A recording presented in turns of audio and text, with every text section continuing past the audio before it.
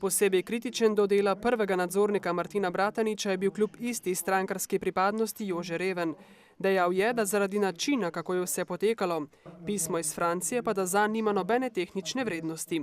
Tudi na upravi za jedrsko varnost čakajo na več informacij, saj je tole vmesno poročilo. Ocenjujemo, da v tem trenutku ni dramatičnih novosti, ki bi kakorkoli vplivali na varnost jedrske elektrarne Krško, te, ki že obratuje.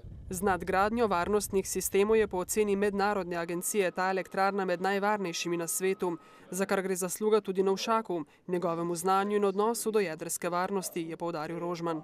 Če to poznamo in iz tega izhajamo, potem lahko rečemo, da smo vsi skupaj na nek način prizadeti, ne na osebni ravni, ampak prizadeti zaradi dejstva, da se je zgodil poskus resnično grobega, brutalnega teptanja delovnih vrednot, splošnih vrednot, stroke in znanja, skratka vsega tistega, kar danes najbolj potrebujemo.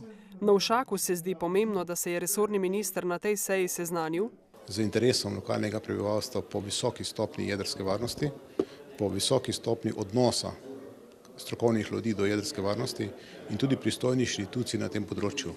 In seveda tudi vrsto drugih pripomb in seveda komentarjev, ki so vezani na način upravljanja tako pomembne družbe, kot je Gen energija in seveda tudi nuklearne elektrarne Krško. Tisto bistveno, kar smo želeli izvedeti, smo izvedeli, to pa pomeni, da smo dobili neke vrste zagotovilo, da je jedrska varnost pravzaprav ni na noben način ogrožena.